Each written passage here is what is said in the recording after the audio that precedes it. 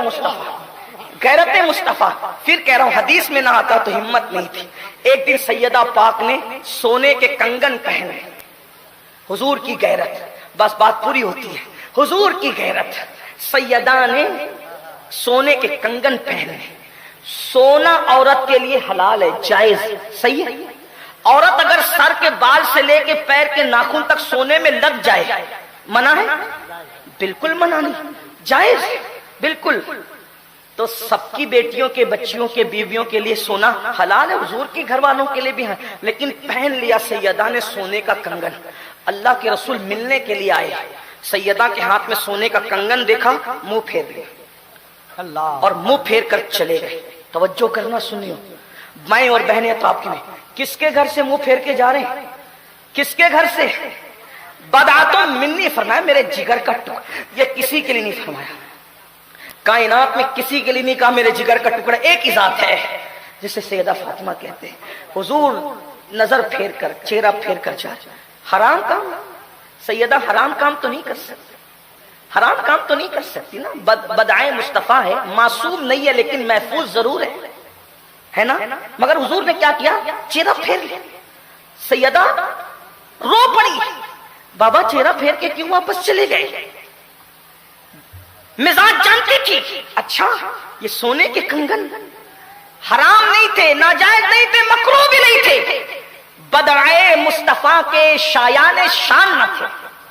ایک چیز حرام ناجائز الگ ہوتی ہے، لیکن ایک چیز کیا ہوتی ہے؟ شایان شان نہ ہونا.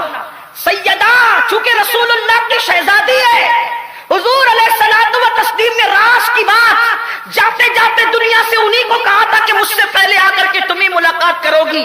اس شہزادی جس کے لیے کھڑے ہوتے تھے، آج انہوں نے سونے کے کنگن پہنا، شایان شان نہیں تھے، بس چہرہ پھیر لیا اور چہرہ پھیر کر کے حضور واپس ہو گئے. سیدہ نے فوراً سونے کے کنگن، جس سے میرے بابا ناراض ہو جائے، سونے کے کنگن اتار کر حضرت بلال کو دیا، جاؤ بیچ کر کے اس کو مدینے کے غریبوں میں بانٹ دو. تھوڑی دیر کے بعد حضور پھر تشریف لائے تو کنگن نہیں تھے. بابا کیوں آپ واپس چلے گئے؟ چہرہ پھیر کے فرمایا، میں یہ چاہتا ہوں کہ میری شہزادی میرے نقش قدم پر ہو. نبی کے گھر والوں کو کب زیب دیتا ہے کہ وہ سونا اور چاندی پہنے، اس لیے واپس. اب آپ سے پوچھنا چاہتا ہوں، اتنی چہیتی ہستیوں سے حرام کام نہیں ہوا، ناجائز کام نہیں ہوا، خطا نہیں ہوئی، گناہ نہیں ہوا، صرف شایان شان کام نہ تھا، تو حضور نے ان سے چہرہ پھیر لیا. جب اتنے چہیتوں سے اتنی نزاکت ہے مزاج میں کہ ایک کام شایان شان نہیں ہوتا تو حضور رخ پھیر لیتے ہیں. تو بتاؤ مسلمانوں، آج اپنی راتیں کیسی گزرتی ہے؟ جو فجر کی نماز میں سوتا پڑا رہتا ہو، جو جوا کھیلتا ہو، جو شراب پیتا ہو، جو عورتوں کے ساتھ ناجائز تعلقات قائم کرتا ہو، پھر حضور اس کو پیار سے کیسے دیکھتے ہوں گے؟ کیا اس سے بھی چہرہ نہ پھیر لیتے ہوں گے؟ اور یہ تو دنیا ہے، دنیا، یہ تو دنیا ہے. یہاں تو موج مستی میں گزار رہے ہو. جب قبر میں جاؤ گے، قبر میں جاؤ گے میرے بھائی، اور جب قبر میں جاؤ گے اور اکیلے دفنا دیے جاؤ گے، کتنی بے بسی اور بے کسی ہوتی ہے نا. بڑے بڑے طاقتور، بڑے بڑے علم والے، بڑے بڑے ڈگری والے، بڑے بڑے خطابات اور القابات پانے والے، جن کے لیے جلسوں میں نعرے لگتے تھے، جن کے لیے جلسوں میں تالیاں بجتی تھی، جن کے لیے جلسوں میں تھالیاں بجتی تھی، جن کے لیے بڑے بڑے ڈگریوں کے اعلانات ہوتے تھے، جب مرتے ہیں تو جنازے میں کتنے بے کس اور بے بس نظر آتے ہیں. اب بتاؤ، قبر میں رکھے گئے، سب نے منو مٹی کے نیچے دبا دیا، دبا کر کے چلے گئے. انسان بے بسی میں سوچتا ہے، بھائی تو بھی گیا، باپ تو بھی گیا، ابا تم بھی گئے، بیٹو تم بھی گئے، یار دوست دیکھو کتنی بے وفا دنیا ہے. جب سب چھوڑ کر چلے جائیں گے نا تو وہ جانے وفا تشریف لائیں گے قبر میں. اور میرے امام کہتے ہیں جب حضور قبر میں آئیں گے تو کیفیت کیا ہوگی؟ امام کہتے ہیں قبر میں لہرائیں گے تا حشر چشمے نور کے جلوہ فرما ہوگی جب طلعت رسول اللہ کی. مجھے بتاؤ، اکیلے حضور قبر میں بچانے کے لیے آ گئے. میرے امام کہتے ہیں ماں جب ایک لوتے کو چھوڑے آ کہہ کے بلاتے یہ ہیں، باپ جہاں بیٹے سے بھاگے لطف وہاں فرماتے یہ ہیں، بندے کو مرکب میں تھپک کر میٹھی نیند سلاتے یہ ہیں، ٹھنڈا ٹھنڈا میٹھا میٹھا پیتے ہمیں پلاتے یہ ہیں، قصر دنا تک کس کی رسائی جاتے یہ ہیں، آتے یہ ہیں، جاتے یہ ہیں، آتے یہ ہیں، جاتے یہ ہیں، آتے یہ ہیں، انا آتینا کل کوثر، ساری کثرت پاتے یہ ہیں. یہ میرے نبی کی شان ہے، میرے نبی کا مقام ہے. اب مسلمانوں سوچو، جب سیدہ فاطمہ کے ہاتھ میں سونے کے کڑے دیکھ देखकर उनके घर से मुंह फेर कर चले जाते हैं। सैयदा आयशा के घर में जो वो रेशम के पर्दे देखकर उनके घर से मुंह फेर कर चले जाते हैं। अब बताओ हुजूर कब्र में तशरीफ लाए, आपको नमाजी न पाया, आपको रोजेदार न पाया, आपके चेहरे पे दाढ़ी न पाया और नाराज होकर कब्र से मुंह फेर कर चले गए। बताओ क्या हुआ? किसको आवाज दोगे, किसको पुकारोगे? यहाँ जो धितिंग आपकी चल रही है वहां कोई धितिंग चलेगी ना, वहां किसी की दादागिरी चलेगी ना किसी की बाबागिरी चलेगी। वहां तो कब्र में बेबसी ही बेबसी होगी। अगर उनको रहम आए तो आए, वरना वो कड़ी मार है क्या होना है, राह पुरखार है क्या होना है, पांव अफगार है क्या होना है। हम तो जब सुनते हैं कि कब्र में हुजूर आएंगे तो उछलते हैं। कभी ये भी सोचा हुजूर आएंगे और हम जैसे ना हंजारों पर नजर पड़ी और अल्लाह ना करे 1000 बार ना करे। उनकी रहमत से तो ऐसा नहीं, लेकिन उनकी गैरत से डर लगता है। जिगर मुरादाबादी ने कहा था, इस उम्मत आसी से न मुंह फेर खुदाया, नाजुक है बहुत गैरत सुल्तान मदीना। बहुत नाजुक है उनकी गैरत। अगर मुंह फेर कर कब्र से चले गए तो कितनी बर्बादी होगी, कितनी तबाही होगी। मेरे आका अलैहिस्सलाम के दीवानों, हम हुजूर का सामना कब्र में कैसे करेंगे? क्या गुनाह नहीं किया, क्या जुर्म नहीं किया, क्या पाप नहीं किया, हुजूर का सामना कैसे करेंगे? सरकार गौसे आजम शेख अब्दुल कादिर जिलानी जो महबूब सुबहानी थे, जब मदीने मुनव्वरा पहुंचे तो हुजूर के दरबार में उनकी खड़े होने की हिम्मत न हुई। बस खड़े होके सलाम किया और सलाम करके हट गए ये कहते हुए, अल्लाह इनके सदके मेरी मगफिरत कर दे। हुजूर के सामने खड़े होने की गौस पाक ने हिम्मत नहीं की।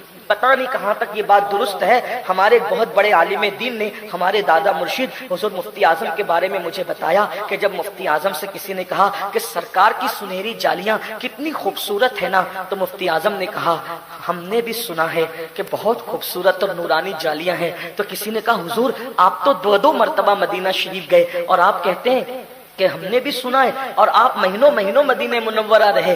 तो मुफ्ती आजम ने फरमाया, सुनहरी जालियों के सामने मेरी जाने की हिम्मत नहीं होती थी कि हुजूर को क्या मुंह दिखाऊंगा। अपने वक्त का कुतुब मुफ्ती आजम आलम इस्लाम वहां मुंह दिखाने की हिम्मत नहीं कर रहे, गौसे पाक वहां खड़े होने की हिम्मत नहीं कर रहे। ये अदब है। डॉक्टर इकबाल से किसी ने कहा था, इकबाल तुम जर्मनी तक जाते हो, बरतानिया तक जाते हो, मदीने क्यों नहीं जाते? तो इकबाल ने कहा जा सकता हूं, जाने का शौक भी है, लेकिन हिम्मत नहीं पाता, क्योंकि हुजूर को जाके मुंह क्या दिखाऊंगा।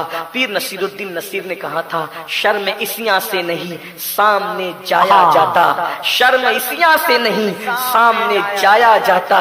ये भी क्या कम है, तेरे शहर में आए हुए हैं। अब बताओ, जब इतने बड़े बड़ों से मुंह फेरा जा सकता है तो क्या कहीं ऐसा तो नहीं कि हुजूर ने हमसे मुंह फेर लिया है? और जिससे हुजूर मुंह फेर ले, अल्लाह की रहमत उससे मुंह फेर लेती। और हुजूर अलैहिस्सलाम जिसकी तरफ रुख कर ले वो पापी नहीं रह जाता, वो गुनहगार नहीं रह जाता। अब फैसला आपने करना है कि हुजूर की नजरे करम के मुस्तहिक बनना चाहते हो या हुजूर अलैहिस्सलाम मुंह फेर ले। किस पे राजी हो? आपकी मर्जी है। अगर ये चाहते हो कि हुजूर मुंह फेर ले, फजर में सोते रहिए, हम कुछ नहीं कहेंगे। ताश के पत्ते खेलते रहिए, हम कुछ नहीं कहेंगे। मर्जी कर लो। कुतुल कुलूब में शेख अबू तालिब मक्की रहमतुल्लाह अलैह ने हदीस लिखी है। ये तसव्वुफ की अव्वलीन किताब है, अव्वलीन किताब है तसव्वुफ की। शेख अबू तालिब मक्की कुतुल कुलूब में लिखते हैं कि अल्लाह के रसूल अलैहिस्सलाम ने फरमाया कि जो मुझसे इश्क का दावा करे और रात भर सोता रहे, मैं मोहम्मद ऐलान करता हूं कि वो झूठा है, झूठा। यानी कि जो आशिक होगा वो कभी रात भर सो नहीं सकता। वो या तो इबादत करेगा, या तो वो दुरूद पढ़ेगा, या तो वो कुरान की तिलावत करेगा, या तो हुजूर के लिए रोएगा, या तो हुजूर के लिए आंसू बहाएगा। अब मुझे बताओ, आका खुद फरमा रहे जो इश्क रसूल का दावा करे पूरी रात सोए वो झूठा है। फजर की नमाज रात को नहीं होती, उलमा से पूछो सुबह को होती है। जो रात को सोए, रात में इबादत न करे, हुजूर फरमाए वो इश्क रसूल के दावे में झूठा है। जो सुबह को फजर में भी न उठे, उससे बड़ा झूठा कौन होगा? आप कहते हैं मौलाना तलवारें चल रही है, हम बर्बाद हो रहे हैं। हम कहते हैं हुजूर जिसको झूठा कह दे, मैं नहीं, मेरी औकात क्या, मैं तो तुम सब में ज्यादा गिरा बड़ा हूं। लेकिन आपसे पूछता हूं, हुजूर जिसको झूठा कह दे, फजर में क्यों नहीं उठते? नींद नहीं खुलती। ट्रेन पकड़ने के लिए नींद खुलती है, फ्लाइट पकड़ने के लिए नींद खुलती है, 6000 और 8000 की नौकरी पे जाने के लिए नींद खुलती है, और हुजूर की आंखों की ठंडक के लिए नींद नहीं खुलती। बल्कि बड़ी माजरत के साथ मेरे अजीज, 3 बजे तक जलसे में जग सकते हैं, مگر فجر کی نماز میں 10 بجے اٹھ نہیں سکتے. جس قوم کو حضور جھوٹا کہہ کے اس سے منہ پھیر لیں وہ قوم کیسے ترقی کرے گی؟ اس طرح کے ایک نہیں 1000 جلسے کر لو، کامیابی نہیں مل سکتی. اگر کامیابی چاہتے ہو تو حضور کی نظر چاہیے. ارے انسان تو انسان ہے، اگر حضور پہاڑ پہ پیار کی نظر ڈال دے تو وہ پہاڑ بھی جنتی ہو جاتا ہے. یہ نہیں فرمایا کہ احد مجھ سے محبت کرتا ہے میں احد سے محبت کرتا ہوں یہ جنت میں جائے. پتھر کو جنتی بنا دے پیار کی نظر ڈال کر. ستون حنانہ کو ایک درخت کے سوکھے تنے کو جنتی بنا دے ایک نظر. ان کی نظر کی بات ہے، لیکن یاد رکھنا جس پہ نظر پڑتی ہے، جس پہ نظر پڑتی ہے پھر وہ مجرم نہیں رہ جاتا. میرے پاس ہزاروں دلیلیں ہیں، ایک دلیل یہ بھی دے دوں. قطب الاقطاب سرکار قطب الدین بختیار کاکی کہتے ہیں اکثر غریب نواز آنکھ بند کر کے بیٹھے رہتے تھے، کبھی کبھی آنکھ کھولتے تھے اور آنکھ کھول کر جس کو دیکھ لیتے تھے اس کو ولی بنا دیتے تھے. جب غریب نواز نظر ڈال کر ولی بناتے ہیں تو رسول اللہ کی نظر پڑ جائے تو آدمی کیا بن سکتا ہے؟ ہم نمازی کیوں نہیں بن پا رہے ہیں؟ نگاہ رسول سے محروم تو نہیں، سود کے دندے کیوں کر رہے ہیں؟ یہ آپ پر آپ جانے. اللہ کرے مجھ پہ بھی نظر پڑ جائے اور آپ پر بھی نظر پڑ جائے، ہمارے حال کی اصلاح ہو جائے. باتیں بہت کہنے کو یاد آتی ہے لیکن اگر میں